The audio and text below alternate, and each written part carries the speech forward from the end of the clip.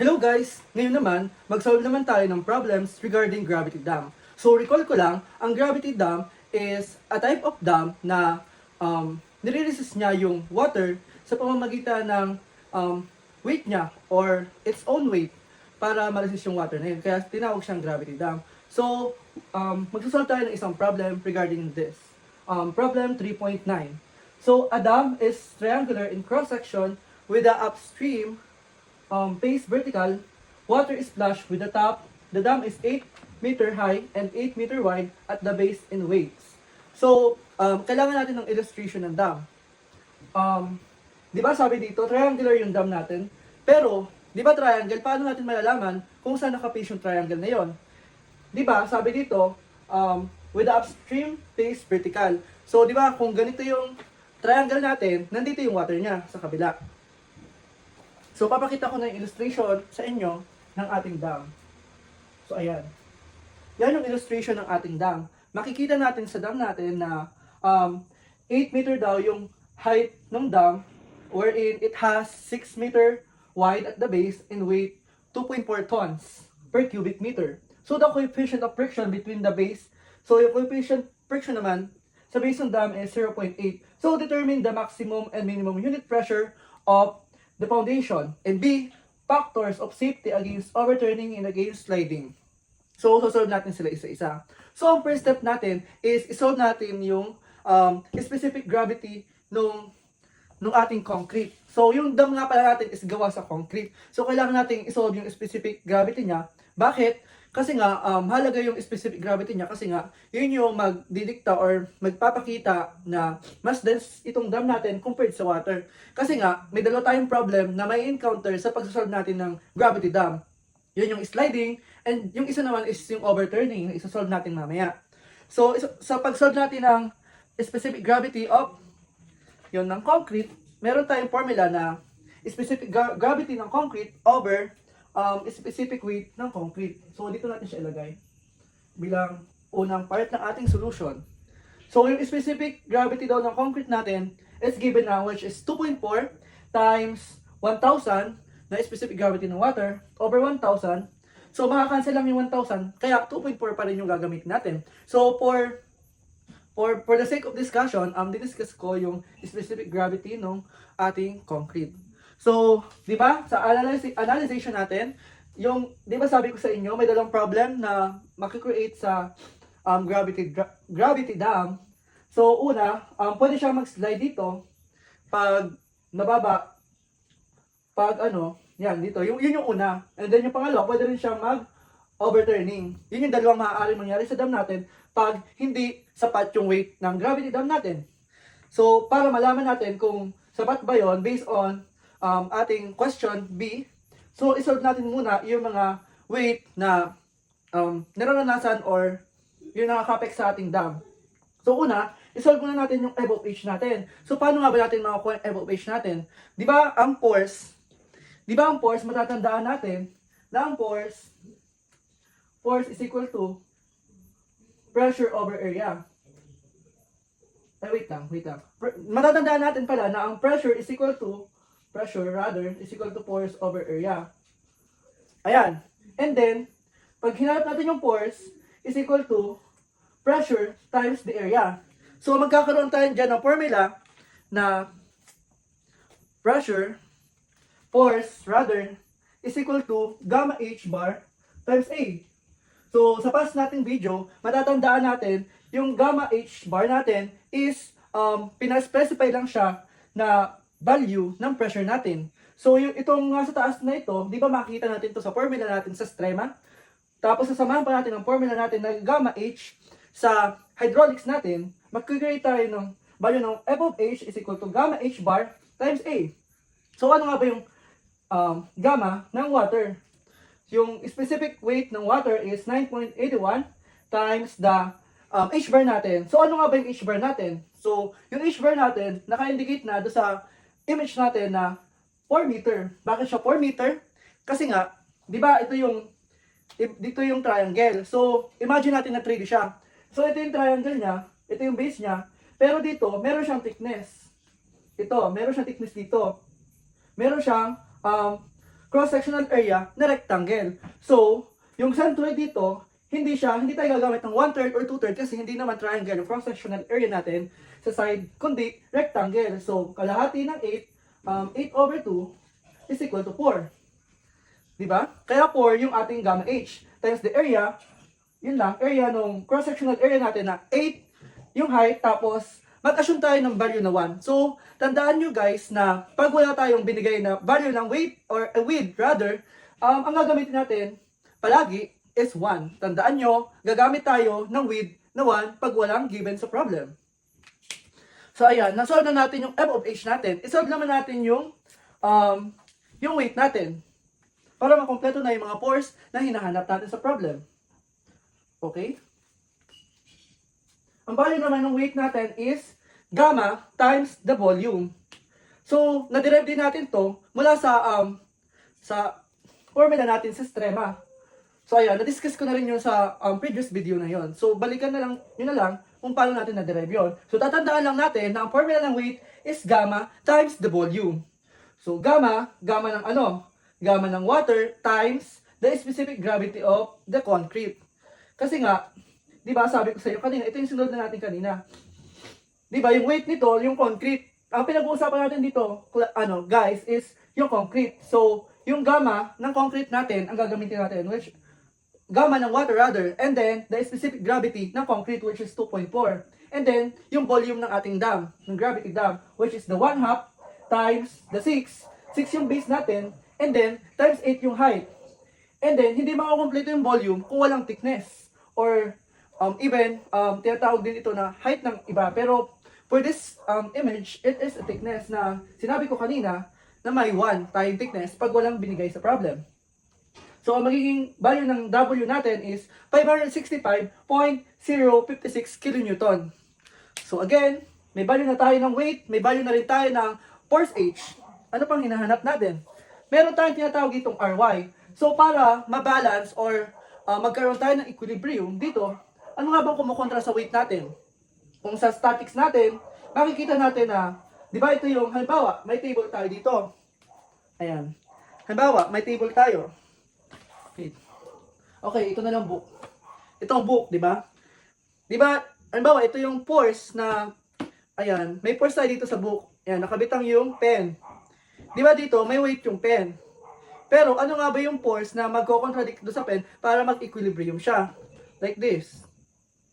O, di ba? Meron tayong normal force na tinatawag. So, dito sa gravity dam, sa pag-analyze natin ng gravity dam, meron tayong tinatawag na Ry. Paano nga ba natin yung nasusolve? So, ang value lamang ng Ry is equivalent to the weight of the dam. Tandaan natin na ang value ng Ry is equivalent lang sa weight of the dam.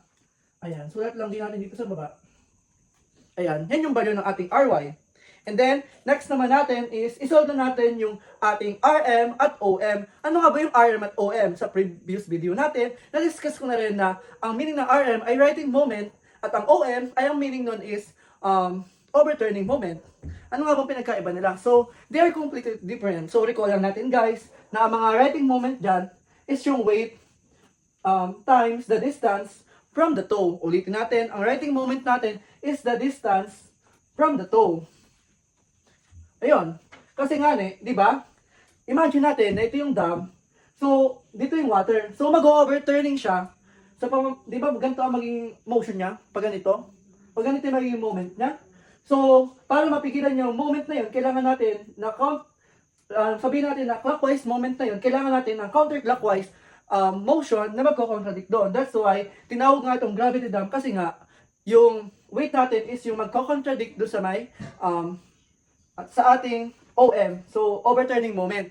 So ito tinatawag na righting moment. From the word itself, righting, tinatama niya yung overturning moment. While on the other hand, the OM is the overturning moment. So paano nga ba natin yung masosolve? Simple lang. Di ba, ang formula natin sa statics, ang formula natin ng moment is force times distance. Ulitin natin, ang moment is force times distance. So dito na natin siya ilagay. Okay? For the value of Rm, isosolve natin siya, yung righting moment na W, the weight natin, times the distance natin. So, di ba triangle ito? Drawing lang natin yung distance niya. Okay? Di ba 6 yung base niya? So, di ba dito yung parang vertex natin, yung mas maliit na part ng triangle natin. So, di ba, ang distance lang ng triangle natin is 1/3, 1/3, tapos 2/3. 2/3 lang ng base. 2/3 lang ng base. Ayan. So, yung 1/3, yung 2/3 ng 6 is equivalent to what? Edi 4, okay. 4 yung magiging distance nitong weight natin from the toe. And then ito naman, kabila is 2. Okay? Siya nga pala, guys, naalala niyo pa ba kung saan tayo magmo-moment?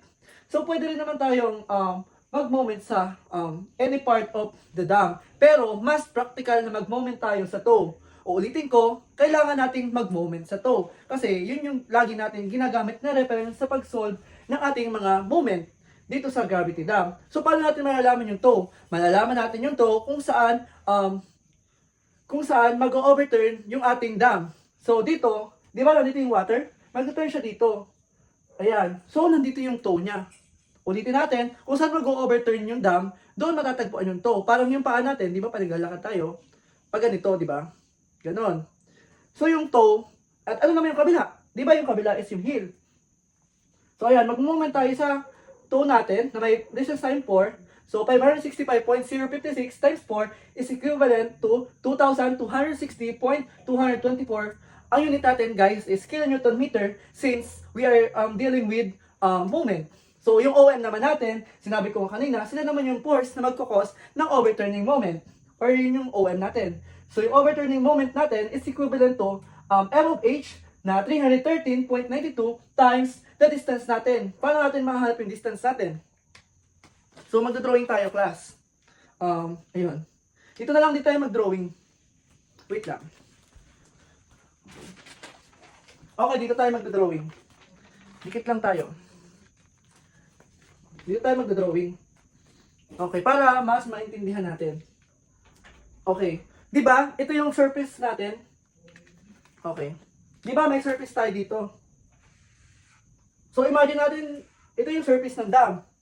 And then, di ba, as we goes down, di ba ang formula ng pressure natin is gamma H bar. Di ba? So, mapapansin natin, alin dyan yung dependent at independent variable. So, yung gamma natin, hindi yun magbabago. Gamma pa rin yan ng liquid natin. So, for example, water ito, so 9.81 yan. Hanggang sa pagbaba nyo dyan, 9.81 pa rin siya. So, magbabago lang dito yung value ng H bar natin. So, habang bumababa tayo, mas lumalaki yung ating pressure. Diba? Okay, magdodrawing tayo dito ng pressure diagram. Okay, yan yung pressure natin. So, yung magiging height ng pressure natin dito is, yun yung gamma H natin. For example, diba? Like for example, ito, 1 meter. Ang distance ito from the surface. Diba? From the surface, okay? Gamma times H na 1 is equal to gamma. Diba? So, kung bababa tayo, halimbawa, for example, 2 meter. Diba? Magiging 2, gamma lang siya. Diba? Halimbawa, bababa pa tayo dito. Sabihin na natin ito ay 8 meter. 8 meter. So, itong value natin dito is 8 gamma.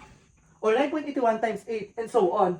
So, mag-create tayo dyan ng triangle force. Bakit nga ba natin ito sinolve? Kailangan kasi nating masolve yung distance ng F of H sa ating toe.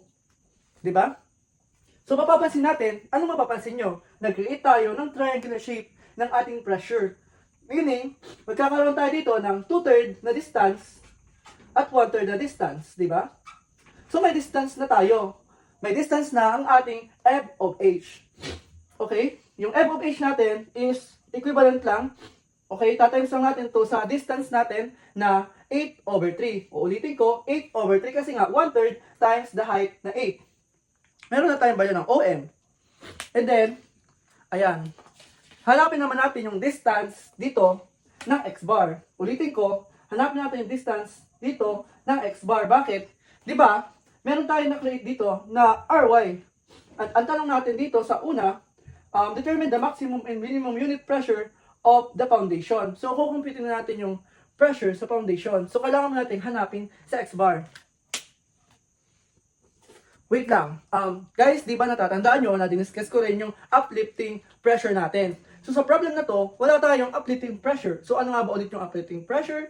Yun yung, di ba, may water dito, may maaaring sa Tagalog, magsiim yung tubig dito sa mga bato at mga buhangin natin. So sa problem natin, wala namang uplifting pressure. Kaya hindi tayo mag-solve ng uplifting pressure.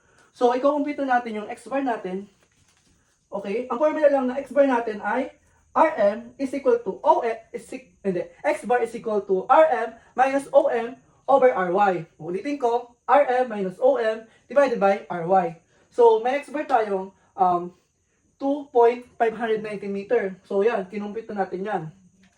And then, next naman natin is kukumpute naman natin yung eccentricity niya. So, paano nga ba natin makukompute ng eccentricity niya? Sabi ko nga sa previous lesson na ang eccentricity is the distance between the centroid at ng center of pressure. Ulitin ko, centroid from center of pressure. Dito na lang natin siya i-drawing. Di ba? Halimbawa, meron tayong rectangle dyan. Ito yung centroid niya. Tinatawag natin itong CG, di ba? Tapos, yung pressure natin niya, di ba? Submerge siya. Example, submerge siya sa tubig. Meron diyang pressure na magdidikit sa kanya. So, hindi lagi sa centroid yung pressure niya. Kundi, mas mababa pa dun sa centroid na yon, which is here, CP rather, center of pressure. Doon mag-action F of H natin. So, yung distance from center of gravity to center of pressure ay tinatawag natin eccentricity. So sa problem na to, masusolve natin yung eccentricity, madali lang.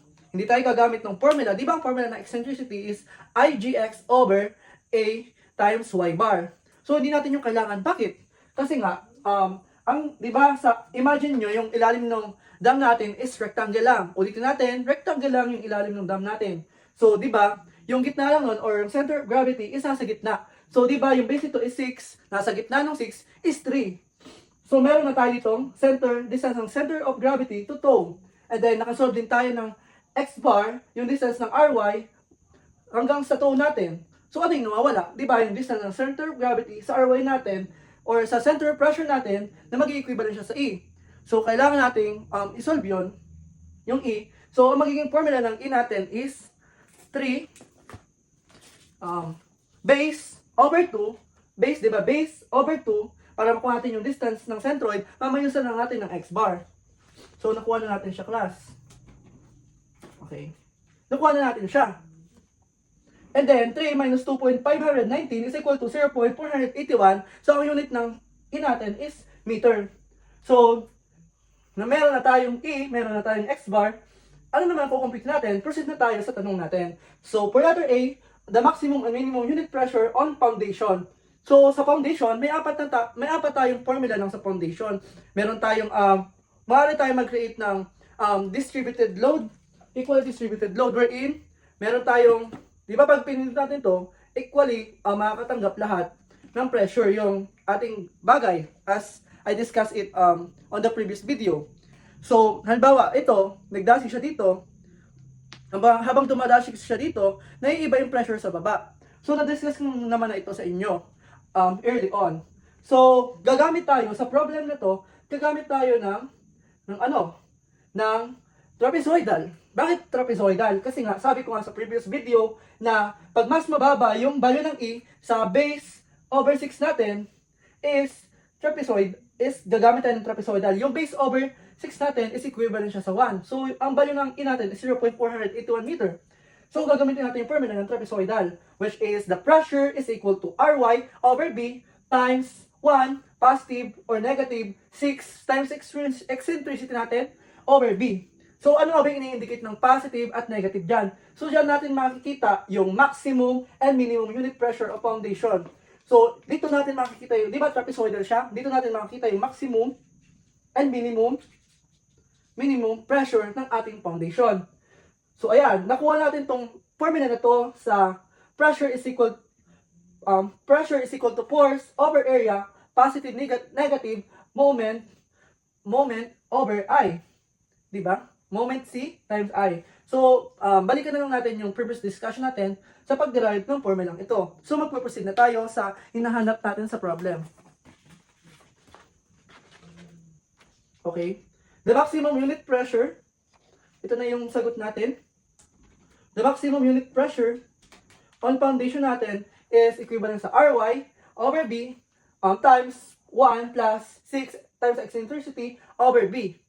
Ulitin ko, plus ito kasi nga hinahanap natin dito yung maximum unit pressure on the foundation. Ulitin ko, maximum ang hinahanap natin dito, kaya plus ito. So may equivalent siya na negative 139.47 at ang unit na gagamitin natin dito, since force ang hinahanap natin dito, pressure is kPa or kilopascal. So, ang sagot natin dito is negative 139.47 kilopascal. So, yung minimum unit pressure naman ng foundation is same lang, except sa sign natin na minus siya. Kasi nga, uulitin ko, minimum yung sinusunod natin, minimum unit of pressure of foundation.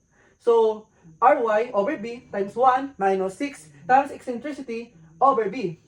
So, may value tayo, may sagot na tayo sa tanong natin sa A, sa pangalawang, yung pangalawang sagot natin ay negative 48.88 kilopascal. So, yun yung soil pressure at heel. Wait lang, nilagay ko pala dito na pressure at toe at pressure at heel. Bakit?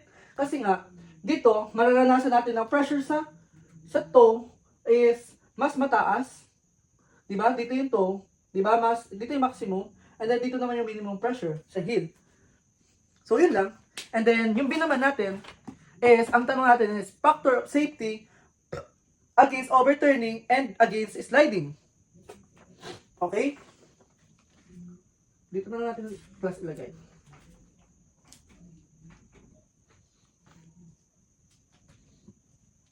Okay? Ito naman. So, yung factor of safety against overturning ay may formula lang na Rm over OM. Uulitin ko, may formula lang Rm over OM. So, is equal to 2,260.224 over 837.12 is equal to 2.7. So, anong unit niya? It is unitless. Bakit? Kasi nga, it is only ratio. Ratio lang nung Rm natin, righting moment, at OM na overturning moment. So, makakancel lang yung unit nila.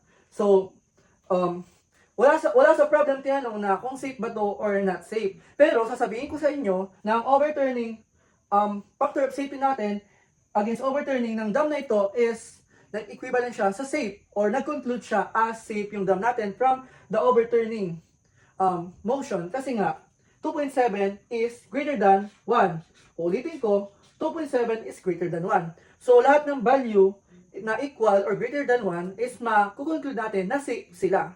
Ulitin ko, lahat ng value na greater than or equal to 1 is safe sila. Pag nag-equate yung ratio natin dito ng factor of safety na 1, yun yung tinatawag nating minimum. Di ba may mga tanong tayo, what is the minimum factor of safety against overturning? So automatic, number 1 ang sagot natin doon. So yung pangalawa naman nating tanong sa B is factor of safety against sliding. So di ba mag-i-slide siya dyan.